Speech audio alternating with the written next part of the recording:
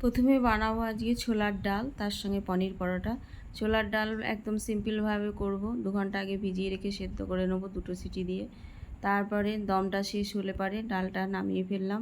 2 table চামচ মতো সর্ষের তেল দিয়েছি, জিরে, শুকনো লঙ্কা, তেজপাতা ফোড়ন দিয়েছি। ওর সঙ্গে আমি হাফ মালা নারকেল কুচিয়ে রেখেছিলাম, সেটা একটু ভেজে নেব হালকা 1 মিনিট। তারপরে দিয়ে দেবো ডালটা এর মধ্যে। তারপরে দেবো হলুদ, নুন আর চিনি। এই ডালটা একটু মিষ্টি মিষ্টি হয়, সেজন্য একটু চিনি দিয়েছি 1 চামচ মতো।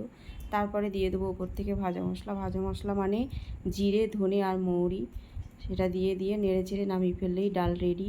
তারপরে এবার আমি ময়দাটা মেখে ফেলবো। ময়দাটা সমানভাবে নিয়ে নুন আর একটু তেল দিয়ে ময়াম দিয়ে নিয়েছি। অল্প অল্প জল দিয়ে একটা ডো তৈরি করে 10 মিনিট রেস্টে রেখে দিলাম।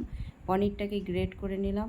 তারপরে উপর থেকে ছড়িয়ে দেবো পেঁয়াজ, রসুন কুচি, আদা কুচি, তারপরে কাঁচা লঙ্কা কুচি, আমি দিয়ে দিচ্ছি ধনে পাতা উপর থেকে।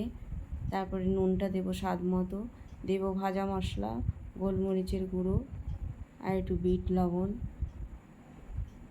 দিয়ে দিয়েছি। দিয়ে একটু মেখে ডো করে রাখবো, পুর দিতে সুবিধা হবে। আটাটা মেখে আমি লেচি কেটে নিয়েছি, লুচির আকারে এরকম বেলে নেব প্রথমে। তারপরে যেমন আলুর পরোটায় পুর দেয় ঠিক অমনিভাবে পুরটা দিয়ে সিল করে দিতে হবে। দিয়ে হালকা হাতে একটুখানি বেলে নিয়ে তাওয়ার মধ্যে দিয়ে ঘি কিংবা তেল দিয়ে ভেজে নিলেই রেডি হয়ে যাবে পনির পরোটা। খুবই টেস্ট হয় এবং একটু অন্যরকম হয় টেস্ট। এই আমি করে নিচ্ছি পরপর। বাড়িতে একবার এরকম বানিয়ে খেয়ে দেখতেই পারেন, দারুণ হয়। পরিবেশন করে ফেলছি, বাড়িতে বানান। ধন্যবাদ।